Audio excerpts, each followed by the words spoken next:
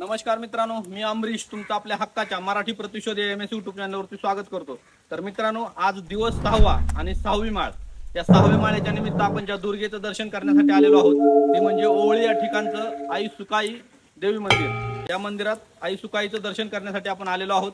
तर मित्रांनो, हे मंदिर कसं आहे, या मंदिराचा इतिहास काय आहे आणि हा परिसर कसा आहे, एकदम निसर्गाच्या सानिध्यात सह्याद्रीच्या पायथ्याला असणारे हे मंदिर अतिशय सुंदर आहे। तर मित्रांनो, व्हिडिओ पूर्ण बघा आणि आपल्या चॅनलवरती नवीन असाल तर लाईक करा, शेअर करा, सबस्क्राइब करा आणि फेसबुक किंवा इंस्टावरती बघत असाल तर आपल्या अमरीश राजे या आयडीला फॉलो नक्की करा। तर चला पाहूया हे मंदिर। तर मित्रांनो, दसपटी विभागातील हे प्रसिद्ध दुसरे मंदिर सह्याद्रीच्या पायथ्याला निसर्ग सौंदर्याने सजलेलं अतिशय सुंदर सुरेख असं हे मंदिर म्हणजे आई सुकाई देवीचं चिपळूण तालुक्यातील ओवळी गावचा दसपटीमध्ये समावेश होतो। 12 कोळ्यांचा पाडाव करून सिद्धोजीराव, सोमाजीराव आणि रघुनाथराव तिवरेकर यांनी दसपटीची जहागिरी इमान मिळवली। पूर्वीच्या काळी प्रथम मंदिराची स्थापना कातडी माणसं विकून आलेल्या पैशातून केली अशी एक आख्यायिका आहे, ती पुढे पाहू। पण मित्रांनो, रहाट आणि किंजळाच्या या झाडांनी वेढलेले हे मंदिर खूप म्हणजे खूपच सुंदर आहे। चिपळूणपासून 20 ते 25 किलोमीटर अंतरावर असणारे हे मंदिर ओवळी गावची ग्रामदेवता आहे। मंदिरात केदार, सुकाई, काळेश्वरी आणि वाघजाई अशा 4 देवींचं गाभाऱ्यात स्थान आहे। रहाट किंजळाच्या झाडाने वेढलेले हे मंदिर पाहत पाहत एंट्री केल्यानंतर समोर हे महादेवाचं छोटंसं मंदिर दिसतं आणि इथं एक शिवालय आहे, शिवमंदिर आहे। याही मंदिरामध्ये दर्शन करायचं आणि मगच मुख्य मंदिराकडे आई सुकाईच्या दर्शनासाठी आपण एंट्री करायची। तर चला आता सुकाई देवीचं मंदिर आतून पाहूया। इथून मित्रांनो एंट्री आहे। नवरात्र चालू आहे, नवरात्र चालू असल्यामुळं मंदिराचं सुशोभीकरण खूप छान केलंय। तसंही मंदिर बनवतानाच खूप सुंदर बनवलेलं आहे आणि आता लाइटिंग केल्यामुळं आणि मंदिराला पूर्ण फुलांनी सजवल्यामुळं खूपच छान दिसतंय। मित्रांनो, इथे 4 देवी आहेत, समोर 3 दिसतात आणि बाजूला उजव्या साईडला एक झोलाई मातेचं स्थान आहे। तर इथं दर्शन करायचं। मंदिरात आतमध्ये आल्यानंतर मंदिरात नजर स्थिरावत नाही इतकं हे सुंदर मंदिर आहे। खूप म्हणजे खूप आखीव रेखीव हे मंदिर बनवलेलं आहे। मंदिरात आल्यानंतर खूप प्रसन्न वाटतं। प्रत्येक खांबावरती, प्रत्येक भिंतीवरती वेगवेगळी कलाकृती आहे, डिझाईन बनवलेली आहे आणि मंदिराला प्रदक्षिणा मारत असताना मंदिराच्या पाठीमागे आल्यानंतर सुकाई देवीचं मूळ स्थान, जे पूर्वी एका अरण्यामध्ये एका गावच्या ग्रामस्थाला सापडलं, ते हे मूळ स्थान आहे। इथं सुद्धा दर्शन करा आणि प्रदक्षिणा पूर्ण करून पुन्हा मंदिर पहा। सर्वसामान्यांच्या समजुतीनुसार 10 गावांचा एक समूह म्हणजे दसपटी, परंतु तसे नाही। 13 गावांचा नातेसंबंधाचा रक्तामासांचा एक अखंड दसपटी विभाग, त्यात 11 गावं शिंदे आणि 2 गावं कदम अशी विभागणी केली आहे।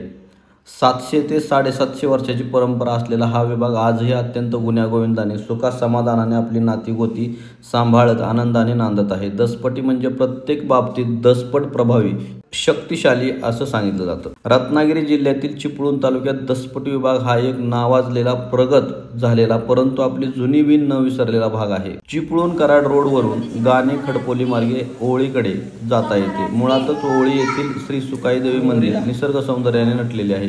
मंदिराच्या चहूबाजूनी देवराहटी असल्याने मंदिराला एक निसर्ग सौंदर्याचे वरदानच मिळालेले आहे। विशेष म्हणजे मंदिर बांधताना येथील ग्रामस्थांनी कल्पकतेने विचार केला आहे।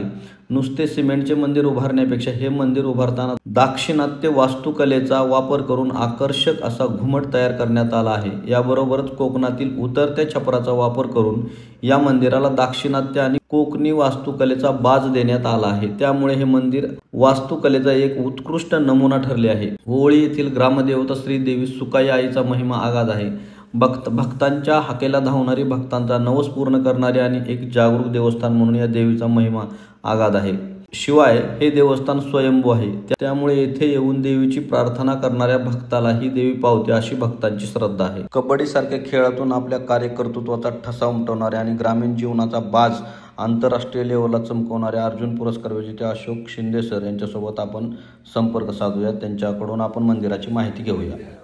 स्वयंभू सुकाई देवीचं स्थान आहे, तुळजाभवानीचा अवतार आहे आणि तुम्ही या सभोवताली जी झाडी बघताय हे अगदी सुरुवातीपासून ही झाडी तशीच आहे।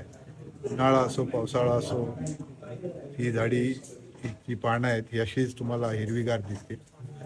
आणि आमच्या देवीचं असं म्हटलं जातं की नवसाला पावणारी आमची देवी आहे आणि कित्येक वर्षापासून हिचं पावित्र्य जपलं जाते आणि महाराष्ट्रातूनच प्रत्येक भाविक हा आवर्जून या मंदिराला भेट देतो आणि त्याचं पवित्र राखण्याचं काम सुद्धा येणारी सगळी भाविक मंडळी आणि मी सगळे ग्रामस्थ करत असतो आणि आमचा सगळ्यांच्या देवीवर नितांत अशी श्रद्धा आहे.